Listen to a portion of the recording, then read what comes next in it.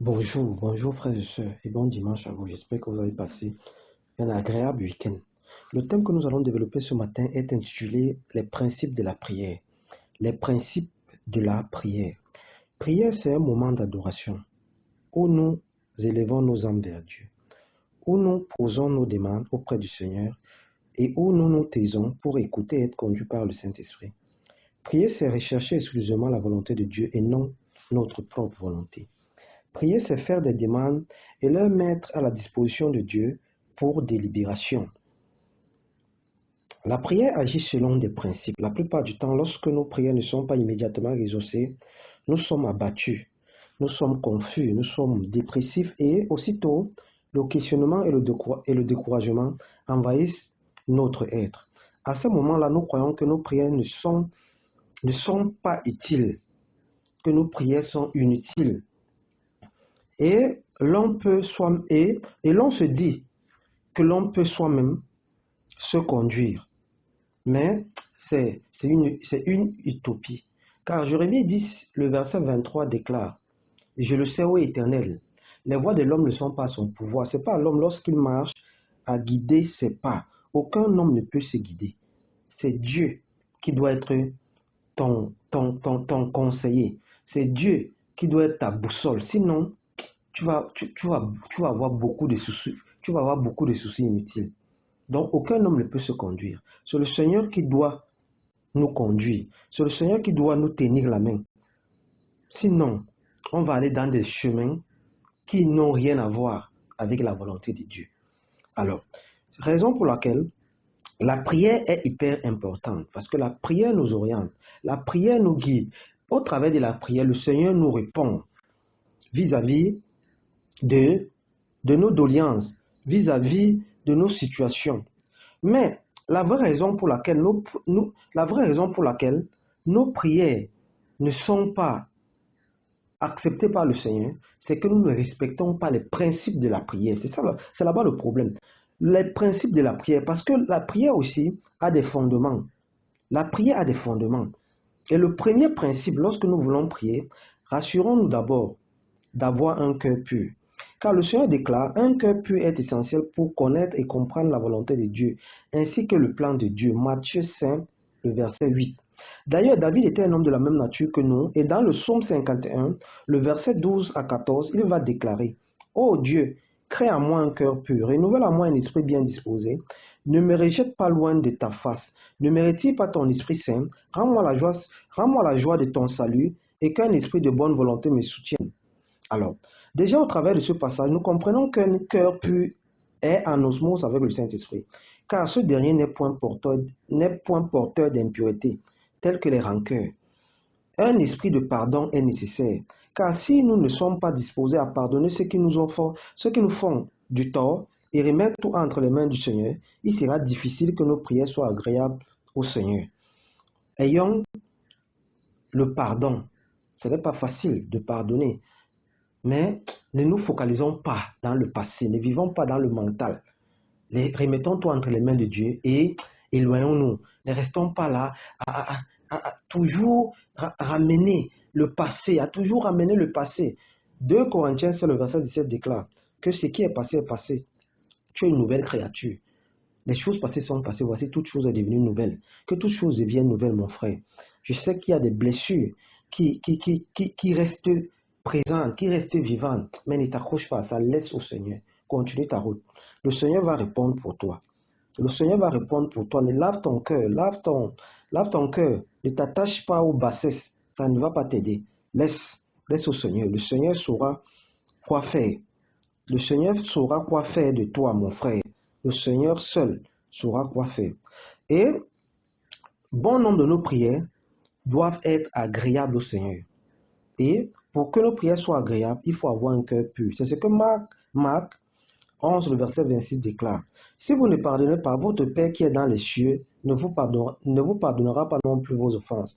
Donc il ne sert à rien de venir se présenter au Seigneur avec un cœur de colère et penser que nous serons exaucés. Soyons en paix avec nous-mêmes avant de mettre le genou à terre et prier. Ensuite, il est primordial d'avoir la foi en Dieu lorsque nous présentons nos doléances au Seigneur. La foi ici, c'est la ferme assurance des choses qu'on espère, une démonstration de celles qu'on ne voit pas. Hébreux 11, le verset 6 déclare, mais là où la foi est présente, Dieu fait des miracles. Toujours garder la foi, quand bien même aucun espoir ne se pointe à l'horizon. La foi, parce que tu vas subir, la plupart du temps, nous subissons des assauts de l'ennemi. Les gens vont commencer à te pousser à bout, à se moquer de toi. Tu ne vois pas ton âge, tu ne vois pas que ton âge pour enfanter est déjà dépassé. À ce moment-là, il faut que ta foi doit grandir et rester inébranlable. Que ta foi reste inébranlable. La foi est primordiale. La foi. Parce que les gens vont te pousser à bout. Pourquoi malgré toutes tes demandes, tu n'as toujours pas de travail? Pourquoi tu n'as toujours pas un foyer? Pourquoi tu n'as toujours pas de femme? Pourquoi? Mais voici ce que le Seigneur dit. Si quelqu'un dit à cette montagne, ôte-toi de là et jette-toi dans la mer, et s'il ne doute point à son cœur, il le verra s'accomplir. Ta foi te sauvera de cette maladie, de cette situation humiliante que tu vis, de ces moments difficiles que tu traverses. Que personne ni rien n'ébranle ta foi ce matin. Ta foi te sauvera de bien des situations. Le troisième principe, c'est poser ces demandes au Seigneur. Quel type de demande faisons-nous au Seigneur? Jacques 4, le verset 3 à 6 déclare, vous demandez et vous ne recevez pas parce que vous demandez mal, dans le but de satisfaire vos passions. Adultères que vous êtes, ne savez-vous pas que l'amour du monde est inimitié contre Dieu? Celui donc qui veut être ami du monde sera ennemi de Dieu. Croyez-vous que l'Écriture parle en vain? C'est avec jalousie que Dieu chérit l'Esprit qu'il a fait habiter en nous. Il accorde au contraire une grâce plus excellente. C'est pourquoi l'Écriture dit, Dieu résiste aux orgueilleux et il fait grâce aux humbles. Ce passage biblique est riche d'enseignements, car d'emblée, il nous situe sur le pourquoi bon nombre de nos prières ne sont pas agréées par le Seigneur. Le premier facteur, c'est l'égoïsme. L'égoïsme, c'est une tendance à privilégier son intérêt. Nos prières émanent de nos fantasmes. Nos prières émanent de nos désirs. Raison pour laquelle la plupart de nos prières ne sont en attente devant le Seigneur. On veut faire passer nos désirs. On veut faire passer nos fantasmes. Et c'est un danger. Raison pour laquelle bon nombre de nos prières sont en attente. Ensuite, nous avons l'orgueil. L'orgueil, c'est une opinion très avantageuse, parfois exagérée, qu'une personne a de sa valeur personnelle aux dépens de la considération. L'orgueil. Le je. On se prend pour le centre du monde aujourd'hui. Et lorsqu'on va devant le Seigneur, on ne se dépouille même pas du vieil homme. Bon nombre de nos prières ne sont pas agréées par le Seigneur à cause de l'orgueil. L'orgueil.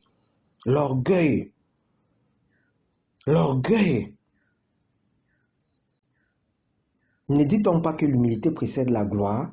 Bon nombre d'entre nous, nous pouvons tromper les hommes et pas le Seigneur, c'est impossible. Il connaît chacun de nous, nos petites combines, nos petites mesquineries. Le Seigneur connaît toutes ces choses. Dissimuler dans les apparences, on se cache dans les apparences. Voilà pourquoi la plupart de nos prières sont toujours en attente. Car le Seigneur souhaiterait d'abord que nous puissions changer nos mentalités afin d'avoir part à la véritable bénédiction. Parce qu'il y a plusieurs types de bénédictions, mais la véritable bénédiction du Seigneur est intarissable. Elle est intarissable. La véritable bénédiction est intarissable. Et elle n'est suivie d'aucun chagrin. Le Seigneur aimerait que nous puissions changer nos mentalités, la façon de penser, la façon d'agir. C'est pour ces raisons que bon nombre de nos prières sont en attente devant le Seigneur. Alors, le principe suivant de la prière, c'est l'adoration. Adorer ici, c'est rendre un culte. C'est honorer et se prosterner devant le Seigneur. La question se pose, où et comment adorons-nous le Seigneur? Jean 4, le verset 20 à 24. Le Seigneur va se prononcer vis-à-vis du lieu d'adoration. Yoshua Masha ici est face à la Samaritaine. Et cette dernière déclare, nos pères ont adoré sur cette montagne et vous vous dites que le lieu où il faut adorer est à Jérusalem. Femme, lui dit le Seigneur, crois-moi, l'heure vient où ce ne sera ni sur la montagne ni à Jérusalem que vous adorerez le Père. Vous adorez ce que vous ne connaissez pas, car le salut vient des Juifs. Nous adorons ce que nous connaissons, mais l'heure vient, elle est déjà venue, où les vrais adorateurs adoreront le Père en vérité et en esprit, car ce sont là les adorateurs que le Père demande. Dieu est esprit, et il faut que ceux qui l'adorent en vérité et en esprit.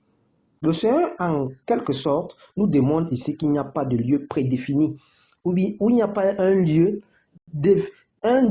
défini pour adorer Dieu, vu que c'est un esprit. L'esprit se trouve partout. Tu peux adorer Dieu dans ta chambre, dans ton bureau, dans ta maison, à l'arrêt bus, dans un stade. Dieu est esprit. Ça veut dire qu'il n'y a pas un lieu prédéfini. Il n'y a pas un lieu statué où on peut adorer Dieu. On adore Dieu partout. Et c'est ce qu'il dit. C'est ce que le Seigneur dit dans Jean 4, le verset 23 à 24. Que l'heure vient où les vrais adorateurs, parce qu'il y a au moins deux types d'adorateurs. Les vrais sont ceux-là qui ne vont pas se figer sur comment ils vont adorer leur Dieu partout dans le monde. C'est ça un vrai adorateur. Un vrai adorateur, c'est quelqu'un qui adore Dieu à tout instant. À tout instant. Et c'est ces adorateurs que le Seigneur est en train de marteler ici, que c'est les véritables adorateurs, que le Père adore. Donc, la question qui se posait ici, où adorer Dieu, nous pouvons adorer Dieu un peu partout. Un peu partout. Car Matthieu 6, le verset 5 à 7 déclare: lorsque vous priez, ne soyez pas comme des hypocrites qui aiment à prier debout dans les synagogues et au coin des rues pour être vus des hommes. Mais ils reçoivent leur récompense. Mais quand tu pries, entre dans ta chambre, ferme ta porte et prie ton Père qui est là dans le secret, et ton Père qui voit dans le secret te le rendra. Le Seigneur te le rendra. Maintenant donc, dès que nous savons où prier le Seigneur, se pose la question, comment s'y prendre? Et Jean 15, le verset 7 déclare: si vous demeurez en moi et que mes paroles demeurent en vous, tout ce que vous demanderez à mon nom, cela vous sera accordé. Ce passage porte plusieurs enseignements. D'abord, si vous demeurez en moi, demeurer ici, c'est rester dans la présence du Seigneur à chaque instant, en manifestant les fruits de l'esprit, tels que l'amour, tels que la joie, tels que la paix. Parce que celui qui est en Dieu va manifester ses fruits. Ensuite, dans nos prières quotidiennes, les paroles de Dieu doivent émaner en nous et être notre sort. À partir de ce verset, nous comprenons donc que nous ne pouvons pas prier sans l'apport des paroles du Seigneur. Impossible, car ces paroles sont esprit et vie. Voilà un des aspects qu'il faut souligner. Ça veut dire que tu ne peux pas prier le Seigneur avec les désirs de ta pensée. Feu, feu, feu, fire, fire, fire, c'est bien beau, mais c'est la chair qui parle là. Par contre, celui qui vient, il dit: Seigneur, en accord avec Jean 14, le verset 6, tu déclares que tu es le chemin, tu es la vérité et tu es la vie. Sois mon chemin ce matin. Sois ma vérité. Partout où je mettrai mes pieds. Dans toutes les situations où je pourrais me retrouver. Et sois ma vie. Sois ma vie, que je porte des fruits grâce à toi, éternel mon Dieu, mon roi. Voilà une prière qui est simple, mais qui est éclairée par le Saint-Esprit, qui est éclairée par les paroles du Seigneur. C'est ce qu'il dit dans Jean 15 au verset 7. Que si vous demeurez en moi et que mes paroles demeurent en vous, et que mes paroles demeurent en vous, tout ce que vous demanderez à mon nom, cela vous sera accordé. Ça veut dire que tu ne peux pas prier de nos jours sans qu'il y ait les paroles de Dieu dans tes prières. Ça ne sert à rien. Voilà les petites tactiques. Voilà les petites choses qui font en sorte que nos prières ne sont pas agréables au Seigneur. Ne prions pas nos désirs, ne prions pas nos fantasmes. Il faudrait que lorsque tu pries, le Seigneur se sente concerné. Le Seigneur se sente concerné. Et les paroles du Seigneur sont esprit et vie. Donc on ne peut pas prier sans les paroles du Seigneur. Impossible. Car ces paroles sont esprit et vie. Voilà la voie à suivre, frères et sœurs, pour que nos demandes soient accordées par le Seigneur. Arrêtons donc avec le combat. Arrêtons donc avec le combat spirituel. Voilà un autre facteur. Nous avons aujourd'hui le combat spirituel. La chair ne peut pas combattre l'esprit. La chair ne peut pas combattre l'esprit. La chair et le sang ne sont pas modélés pour le combat spirituel ou bien pour le domaine spirituel. 1 Jean 4, verset 4 à 6 déclare: petits enfants, vous les avez déjà vaincus, car celui qui est en vous est plus grand que celui qui est dans le monde. Celui qui est en vous est plus grand que celui qui est dans le monde. Celui qui est en vous, c'est qui? C'est le Saint-Esprit. Il est plus grand que celui qui est dans le monde. Ça veut dire que lorsque tu as le Saint-Esprit, tu ne peux plus faire le combat spirituel. Invoque l'Éternel. C'est ce que le psaume 50, le verset 15 nous déclare. Que invoquez-moi. Au jour de la détresse, je répondrai. Un enfant de Dieu qui est là vainqueur ne va pas aller faire les combats spirituels. La chair va combattre l'esprit comment? C'est que tu ne vois pas. Toi, tu seras là en train de combattre. Mais mes frères, s'il vous plaît, soyons quand même sérieux. Pour ceux qui subissent les attaques de la sorcellerie, tu vas constater qu'il n'y a jamais un message d'alerte qu'on te donne avant. Ça veut dire que lorsqu'un sorcier veut t'attaquer, ou bien lorsqu'un homme ou une femme qui fait dans l'occultisme veut t'attaquer, il n'y a jamais les signaux. Tu ressens seulement l'impact. Parce que le spirituel ne fait pas le bruit. Le spirituel ne fait pas le bruit. Le spirituel ne fait pas le bruit. L'homme spirituel ne bavarde pas trop. Le spirituel ne fait pas le bruit. Impossible. Ce qui est esprit est esprit. Ce qui est chair est chair. L'homme spirituel ne fait pas le bruit. Remarquez par exemple, c'est comme le fils d'un président. Lorsque le fils d'un président veut faire une demande à son père, il ne tergiverse pas comme un ministre. Le ministre, pour atteindre le président, il doit d'abord appeler de gauche à droite. Le fils d'un président affronte son père directement. Papa, vois-tu ce que j'aimerais avoir? C'est la même chose pour les enfants de Dieu. Tu dois être en polyvalence. Tu dois être en contact permanent avec le Seigneur. Tu dois être en contact permanent avec le Seigneur. C'est l'Esprit Saint qui doit te parler. C'est l'Esprit Saint qui doit te guider. Même ceux qui prient avec les gens, les émissaires du Seigneur, ceux qui prient avec les gens de gauche à droite, il y a niveau et niveau. Pourquoi? Parce qu'il y a des gens, il va délivrer un malade pendant un mois. Tu vas voir quelqu'un, en 30 minutes, avec 2 ou 3 versets bibliques, il va faire des miracles. Ce n'est pas la magie. C'est qu'il est en contact avec le Seigneur. C'est qu'il reçoit les informations, minute par minute, par le Saint-Esprit. C'est ça la différence qu'il y a entre les différents hommes de Dieu. Lorsque tu es en contact avec le Seigneur, c'est différent de celui qui n'est pas en contact avec le Seigneur. Il va passer le temps à tergiverser, à perdre le temps de gauche à droite. Ensuite, apprenons à nous taire dans nos prières. Nous bavardons trop. De telle sorte que tu vois quelqu'un lundi, mariage, mercredi, voyage, samedi, oh ceci. De telle sorte que nous ne sommes plus conduits par le Saint-Esprit. Apprenons à nous taire. Laissons-nous guider par le Saint-Esprit. Ce soir, ce matin, avant de commencer à prier, mon frère, reste calme. Ne dis rien, mets-toi à genoux, tu dis Seigneur, ton serviteur, ta servante écoute. Tu verras que le Saint-Esprit va te surprendre. Là où toi tu pars, là où tu avais mis dans ton cœur, oh voyage, oh travail, le Seigneur va d'abord commencer par te préparer. Il va te dire non, enlève la colère. Enlève la colère, même si tu as ce travail dans ce lieu de service, on va t'enlever. Enlève ceci, enlève ceci. C'est pour ces raisons que nous devons automatiquement être conduits par le Saint-Esprit au travers de nos prières. C'est ce thème qu'on avait à développer aujourd'hui. Bon dimanche et bon début de semaine.